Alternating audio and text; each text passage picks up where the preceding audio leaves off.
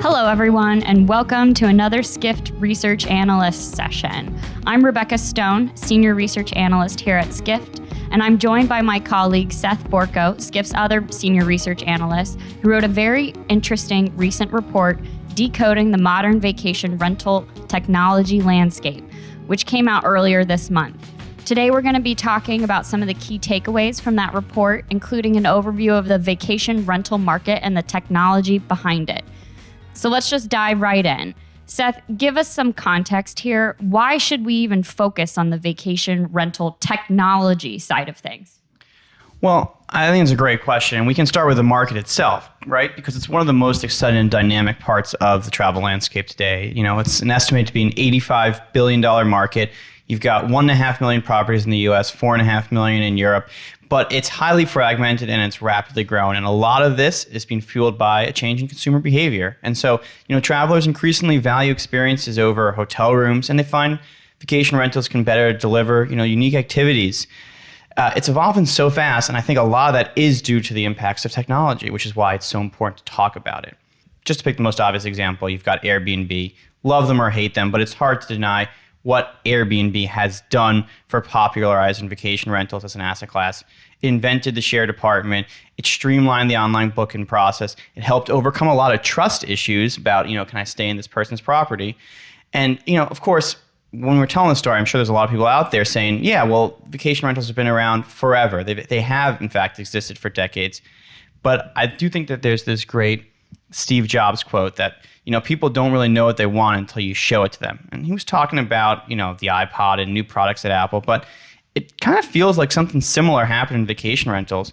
Consumers had not necessarily been shown this whole market in the right way before Airbnb, and it's just totally, their success has just totally raised the profile of vacation rental broadly. And that includes the traditional guys, full houses for rent and seasonal locations. And, these days, talk about your ability to activate customers. Airbnb exceeded the Google search volume of 4 of its largest peers combined in 2014. And today it's 5 times as many Google inquiries.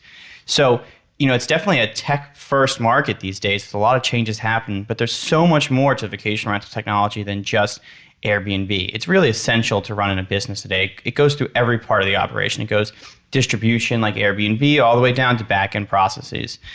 So I think it's just a really interesting tech stack to understand if you want to look at this market. And it is one of the more exciting markets.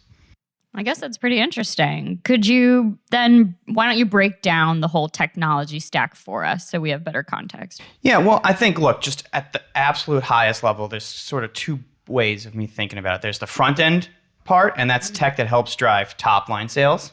So think distribution platforms, think channel managers. And then there's the back end side or the operations side. And what that's really doing is it's creating economies of scale, it's creating efficiencies, and it's driving the cost side of your business. Got it. So let's start with the front end then. Sure. So I kind of alluded to this earlier, but front end, I'd say there's 3 main pieces of software that are really important to understand. First is the distribution channel.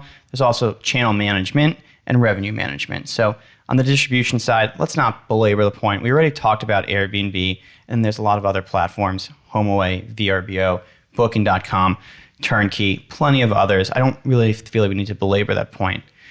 Because there's so many websites out there now, new distribution platforms, one of the newest parts of this landscape is something called the channel manager. And so the channel manager allows properties to, in a programmatic way, connect their inventory to multiple distribution platforms. So the benefit's pretty straightforward, right? It's going to expand the reach of any property. You go from just word of mouth or your local broker to suddenly happening on or one website. Now you're on 10 websites. And it also just makes a lot of manual updates easier. When I change my pricing or I add a new platform or I renovate the house or I update a new picture, it gets pushed to 10, 20, 30 sites automatically. I don't have to go in and manually update everything there. And as you get more and more properties and more distribution channels, this really becomes essential.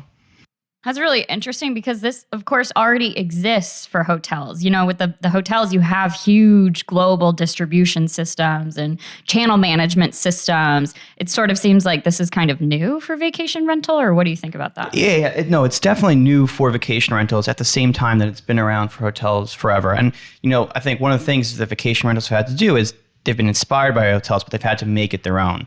One of the biggest challenges that vacation rentals face is they don't have, what you could call a representative unit. A one bedroom garden suite at a hotel, you probably have a lot of those representative units. Doesn't matter which particular room you give away. That's not so the case in a vacation rental. Each property is unique. And so if a unit gets double booked, there's no depth of inventory to fulfill your customer from. So you need to be very careful about how you list it and how rooms get booked up. And also compounding this, a lot of the property management systems, which we'll touch on later, they're built for the HomeAway, old school HomeAway business model where you receive an inquiry of interest. They don't really do real-time transactions as much. And so that double booking problem, one, you're not booking in real time. Two, you don't have extra, inventory available. That's probably the biggest challenge for these software platforms to overcome in that space. Another one of the really interesting fields today is revenue management, which kind of ties into that. Right. This is something that the hotels and airlines have been doing for ages. And obviously it makes a lot of sense, right? If demand is not constant, then your prices shouldn't be either. Yeah, exactly right. And, the vacation rentals, they traditionally had two prices. You had peak season price and off-season price. And so those static prices mean that properties can end up, underpriced during peak season. If, July is truly the peak of the peak, but you have a price set for June, July, and August, you leave some money on the table. Or if you're not really willing to drop your prices to the depths of off-season lows, it can hurt your occupancy rate. Static rates also have a really hard time adjusting to sudden out-of-season demand. So think about like a local festival, a concert, a conference that suddenly a lot of people are booking up in your neighborhood. A static price can't adjust to capture that sudden increase in demand. And of course, we've talked a lot about airlines, hotels versus vacation rentals. And one of the things that an airline would do to measure their demand is you'd have representative units of internal inventory. And so the flight from New York City to San Francisco, when half of the seats are sold, you can just go ahead and raise the price on those seats because you've got half a plane left and the seats are identical. But you obviously can't do that in the vacation rental space. Once you book your apartment or your house, you're done, right? It's sold out. And so you got to look at a lot of other external data points. It becomes a much more complicated thing. And that kind of goes back to this conversation we've been having, taking this tech that exists in hotels, but making it unique, making it its own thing for vacation rentals. Another wrinkle I think interesting to think about in the vacation rental market is that supply is also dynamic. So not only is your demand changing, but your supply can change as well. When you get a large unexpected event, a concert or a conference that comes into town, those Airbnb apartments can rapidly come online. It takes years to build out a new hotel, but it takes 30 minutes to list my apartment on Airbnb. And so I think that's another interesting challenge, but also opportunity for the vacation rental market is how do you deal with dynamic supply and demand? And so actually, it really does add an advantage. We believe, based on our conversations, that a large property manager can see as much as a 20% uplift in sales from using a revenue management software. So it's a really important piece of tech. Yeah, so tell me if I'm wrong here, but it very much feels like one of the major themes here is that like vacation rentals are essentially catching up with hotels in the hospitality arena in some ways. Rebecca, very rarely are you wrong, and I think you're absolutely right in this case. It's definitely broadly one of the themes that comes out of this report. Vacation rental tech systems are growing up. They're coming into their own, but they're also doing it in their own unique way, to fit their unique market, but they are catching up with hotels. All right, thanks, Seth. So I guess why don't we switch gears then and let's talk about the operational side of things.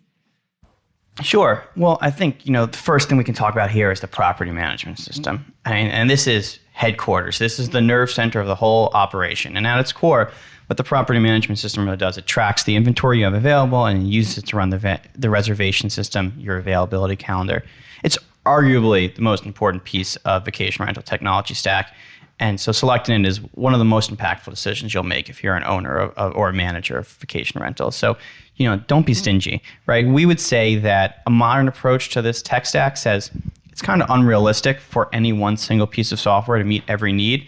And so that means that your property management software is going to be at the center of the stack. It's going to connect everything to everything else. And so it should be robust, up-to-date, modern software kind of thing. But it's got to have, APIs, application programming interfaces, so it can speak to other pieces of software and it can integrate well. And then truly on like the operational side, I think maintenance operations is a really interesting part of the tech ecosystem. for the market broadly, it's been an impediment to scale, right? In a hotel housekeeper, you have economies of scale because all the rooms are in one building. And so, the marginal cost of the hotel owner to clean each additional room is minimal, right? The housekeeper just wheels it down 5 feet and you clean the next room. There's zero additional cost. But that really breaks down a vacation rental business because your cleaner might have to get in their car and drive across town to get to the next one. So 50 rooms in one location versus one room in 50 locations. It's a very different model. And so the tech is really trying to bring economies of scale to that as property managers grow. And then, of course, you also have some of this, smart home, connected home technology that's increasingly coming online. I think that's also an interesting field. Yeah, I was going to ask you about some of that smart home tech. That's an area that the hotels are focusing on as well with, smart sort of technologies in the home or in the actual hotel room to benefit the consumers. What are you thinking there?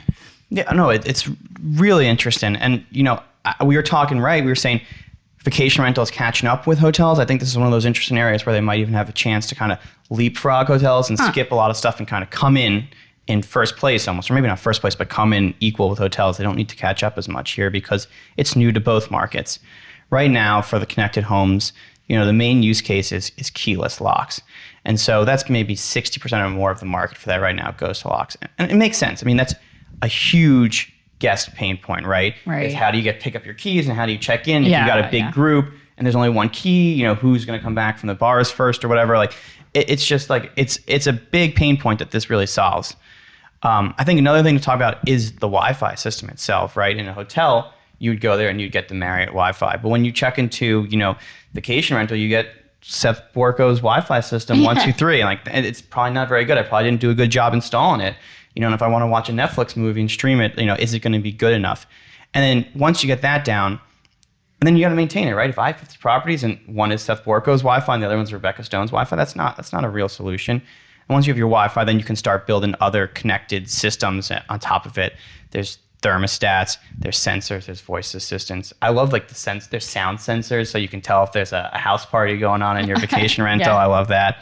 But then on the voice assistants, I think that's also a big area where you're going to see a lot of growth. I love this stat. In 2013, Google had a 25% word error rate. So 1 out of every 4 spoken words was said incorrectly. But because of recent improvements, that word error rate is down to 5%. And that's what you need for a human to accurately understand it. So you're seeing these breakthroughs in technology. And so there's a lot of exciting opportunities. You can, tell Alexa or Google Home Assistant to book your next activity, to order groceries for you, to order a Domino's pizza if you don't feel like going out that night.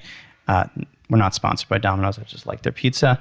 And so I think the kernel for this technology exists today, but there's still a lot of logistical roadblocks. I don't know if you've ever tried to install one of these things, but it's still a major pain. It's not there yet. Retrofitting existing homes is going to be really time-consuming and expensive. And there's privacy concerns on top of all of that. Is Alexa going to be listening to you? Is Google going to be listening to you? So I don't know if we're there yet, but the equation, the math, the balancing equation in terms of is it worth it or not seems to be shifting pretty rapidly. So then I guess, is that sort of what your idea of the tech stack looks like at this point then? I think that's what it's going to look like for some, but not for everyone. So I think this idea of, distribution, channel, revenue management, property management system, and then, all this operational tech, I think the large professional guys, that's what their full stack will look like. But it would really be a mistake to assume that the market is monolithic. I mean, because it really runs the gambit. You have the Airbnb individual owner who's sharing his apartment or has a single apartment for rent. And they, of course, they don't need to buy all of this tech. And I've been calling them hobbyists in the report. I really don't mean that in an insulting way, but I do mean that convenience is really paramount for these guys. It's maybe a side business, a little additional income. The economics look a little different for them. And then, I think, a lot of managers we spoke to, they were very skeptical of buying all-in-one software from Airbnb or HomeAway. We kind of said, hey, if Airbnb gave you all this stuff, would you buy it from them? They said, no way. They felt it lacked the sophistication or they were worried about conflicts of interest. But for the owner who just rents his one apartment through Airbnb, I think it makes a lot of sense for Airbnb to offer that kind of solution. Then you have the traditional mom-and-pop operators. That's most of the market, 25, 30 properties. And for these guys, they do need professional tools to compete. but they don't have the scales to build it themselves. And so I think an integrated platform makes the most sense. And it's probably integrated here around the property management system or the channel management system, not through Airbnb or HomeAway because of those issues we talked about. And then, you have these large scale property managers, the guys that we're calling these Hotel 2.0 managers. And those are the guys we've kind of been talking about. They're gunning for the hotels. They want to have brand standards. They want to have a high level of professionalism. They want to have scale. And for those guys, I think their tech stacks are going to look as complex as any hotels. You could adopt a full tech stack, buy the top of the line stuff, or even build it in-house. So you kind of wind up with different, once you know the landscape, everyone's going to kind of fit into it a little differently. Got it. So I guess then how do you think this is all going to play out from a tech perspective? It seems like there's a lot of different pieces and technologies going on here. Do you think there's room for consolidation? Consolidation, for sure. I had what's happened right now in tech described to me as a Cambrian explosion of new life in new startups. And we do this in the report. You can go look at it, but we do plot the line of how many new startups there are on top of how much money Airbnb has raised. And I think you can see it's really just like people are excited. They're trying to get in on this market. It's touched on something big, and the need is undeniable. And so it's exciting, new ideas. And the old guys who've been around forever, they're reinvigorated. They need to compete. They're developing new stuff. They're raising new capital. So it's exciting. But you can kind of look in it's not history, I guess, geology books, but after the Cambrian explosion, there's this like big extinction. And I do think that some of that's coming as well. Already 1/5 of the new startups that we've been tracking on Angel's List in the vacation rental space have either folded or been acquired. And so I do think you're going to see some consolidation, some more rationalization. And, to be clear, right, we're not calling for this to be a Coke and Pepsi market where there's just two choices, right? It's not going to be a duopoly. There's too many different business models. We just talked about them, right? Like the individual owners, the mom and pop owners, the Hotel 2.0 guys, except maybe in distribution could be consolidated. But in general, there's too many different business models. And you also have issues with geography. There's different rules and regulations and language barriers. And so there's too many fault lines. They're not going to disappear. But we definitely think that with a large scale professional property managers, they're moving towards hotel tech stacks. And we'd expect there, you're really going to see world-class software solutions. They're going to gain market share and crowd out their lesser competitors. That's our view. And then I had a question on how vacation rentals really compare with hotels. How far is too far? Is there some convergence? How do these sort of stack up against each other? Well, yeah, I mean, we've definitely been kind of dancing around this topic the whole conversation, right? And we do think that is one of our big conclusions, that you're going to see professionalization of vacation rentals, and you're going to see some convergence with hotels. To me and a lot of the people I spoke with, they feel like the changes that took place in the hotel industries in the 50s and 60s with, JW Marriott and the Hiltons and the very first hotels, and brands and hotels, feels like something similar has happened in vacation rentals today. And, our research shows that more consumers than ever before are staying in vacation rentals. And so, our latest data point comes from, this is actually a sneak preview of our forthcoming affluent U.S. traveler survey. And so we looked at households that have a combined income of more than $100,000. We asked 1,300 households. And we found that half had stayed in a vacation rental at least one time. And that's up from 36% last year. So even in 1 year, you're really seeing the adoption. And then in terms of the flip side of that coin, how many people would definitely not stay in a vacation rental? Only 10% said that, and that's down from 18%. So you're really seeing, especially in this affluent, which is a very coveted market, they're really embracing the product. But there's also some evidence that suggests that vacation rental property managers, they're struggling to meet these standards of their new guests. I mean, this is an affluent traveler. He has high expectations, maybe only so many vacation days a year. And so higher usage is higher expectations. And we also found in that same survey that satisfaction has declined at the same time that adoption has increased. So at least amongst that demographic we asked. But we said, how many of you were very satisfied with your vacation rental experience? And 47% said they were very satisfied. That's down from 60% last year. So, I mean, look, half of people said they were really satisfied. That's still a positive response rate. I mean, we don't need to panic here. But I do flag that decline as a potential risk, especially because, kind of this net promoter score idea of those who are the most satisfied, the really top tier of experiences, those are the ones who are going to tell their friends and really get that viral word of mouth marketing going. So I do think some of that lower satisfaction has come from customers. they differentiate less between hotels and vacation rentals. Yeah. And that means they expect a hotel-like experience. They want seamless booking. They want painless key exchange. They want a clean room that matches the online description. When they have a problem, they call, someone's broken, they want an immediate response to their request. And so those are reasonable things to ask for, and those are things that hotels provide that vacation rentals, some of them can struggle with. And so I do think tech is the solution to all of those pain points. And so it's just really becoming more and more important to have really good technology, because the line between hotels and vacation rentals has just become blurrier, and you get higher expectations with that. So I think technology is key. Seth, this has been a really interesting conversation on how tech is going to influence the vacation rental market. I guess, do you have any closing remarks as we wrap things up? Well, this is something that we talk about all the time, Rebecca, and I know you're talking to our clients about all the time as well. And it's that at the end of the day, the name of the game is hospitality, right? Doesn't matter if you're a vacation rental, doesn't matter if you're a hotel.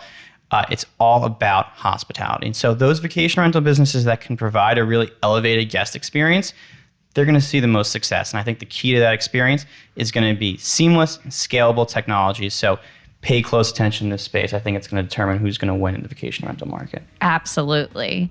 Thanks so much for sharing some of your insights today, Seth. Subscribers can check out the full report on the website, as well as the latest from Skift Research at research.skift.com. Thanks everyone for tuning in.